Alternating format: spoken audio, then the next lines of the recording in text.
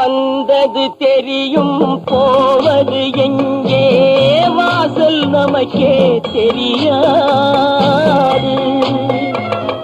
வந்தவரெல்லாம் தங்கிவிட்டால் இந்த மண்ணில் நமக்கே இடமேது.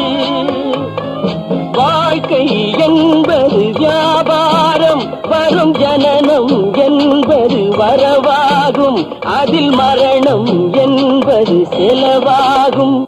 போனால் போகட்டும் போடா, போனால் போகட்டும் போடா. இந்த பூமியில் நிலையாய் வாழ்ந்தவர் யாரடா? போனால் போகட்டும் போடா.